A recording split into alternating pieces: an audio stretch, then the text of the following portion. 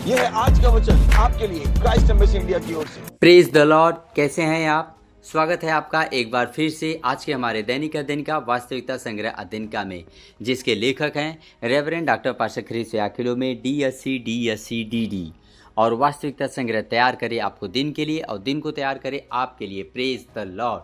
आज दिनांक 5 जून, दिन गुरुवार, और संदेश का शीर्षक है यीशु के महान नाम की सामर्थ को समझना। Praise the Lord. शुरुआती वचन है यूहन्ना के 14 अध्याय 13 और 14 वचन से, जो कहता है, जो कुछ तुम मेरे नाम में मांगोगे वही मैं करूँगा, कि पुत्र के द्वारा पिता की महिमा हो।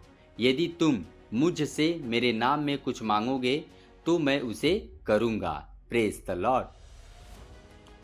पास्टर ख्रिस बता रहे हैं यीशु के नाम का अद्वितीय महत्व है और इसलिए उसके महान नाम के पीछे की सामर्थ को समझना हर मसीही के लिए महत्वपूर्ण है।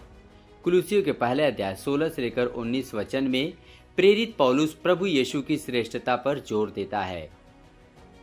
यह कहता है, क्योंकि उसी में सारी वस्तुओं की सृष्टि हुई, स्वर्ग की हो अथवा पृथ्वी की, देखी या अनदेखी, क्या सिंहासन, क्या प्रभुताएं, क्या अधिकार, सारी वस्तुएं उसी के द्वारा और उसी के लिए सृजी गए हैं। वही सब वस्तुओं में प्रथम है और सब वस्तुएं उसी में स्थिर रहती है।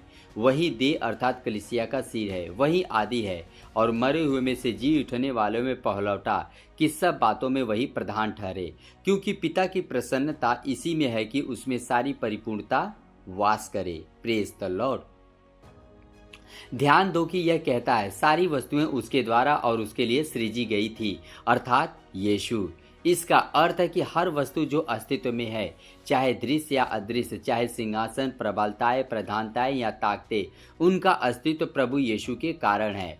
और इफिसियों के पहले अध्याय 21 वचन में बाइबल एम्पलीफाइड अनुवाद भी स्पष्ट रूप से घोषणा करता है कि प्रभु यीशु सब प्रकार की प्रधानता और अधिकार और सामर्थ और प्रभुता के और हर एक नाम के ऊपर है, जो न केवल इस युग और इस विश्व में, पर आने वाले युग और विश्व में भी लिया जाएगा। Praise the Lord.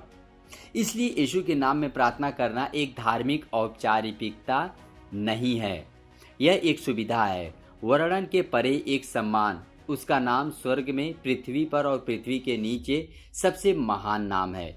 फिलिपियों के दूसरे अध्याय 9 से लेकर 10वें वचन में बाइबल हमें बताती है, इस कारण परमेश्वर ने उसको अति महान भी किया और उसको वह नाम दिया जो सब नामों में श्रेष्ठ है, कि जो स्वर्ग में और पृथ्वी पर और पृथ्वी के नीचे हैं, वे सब यीशु के नाम पर घुटना टेके। हालेलुया। प्रार्थना में यीशु का नाम इस्तेमाल करने का अर्थ है जो कुछ वह है और जो कुछ उसके पास है, उन सब में आपके पास प्रवेश है। इसका अर्थ है कि आप उसके अधिकार और उसकी दैवी सामर्थ के साथ काम कर रहे हैं।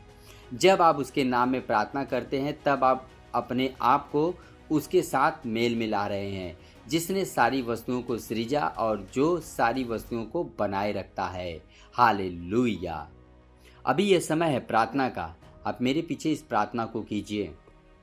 प्यारे पिता, आपका धन्यवाद यीशु के नाम के अधिकार के लिए और उस नाम में प्रार्थना करने और उत्तरों को ग्रहण करने की सुविधा के लिए, बदलाव को लाने और पृथ्वी में और मनुष्यों के जीवन में आपकी इच्छा को स्थापित करने के अवसर के लिए मैं आभारी हूँ।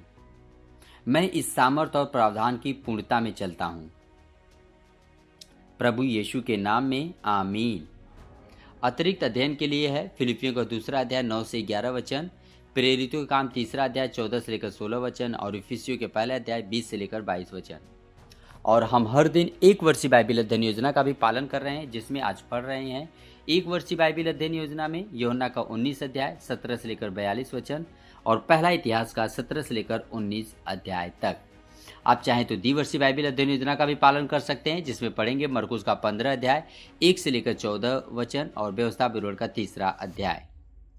और अधिक जानकारी के लिए या वास्तविकता संग्रह को भारत के दूसरी भाषाओं में प्राप्त करना चाहते हैं या किसी दूसरी फॉर्मेट में प्राप्त करना चाहते हैं, तो संपर्क कीजिए आप हमारे इस नंबर पे 9819840851।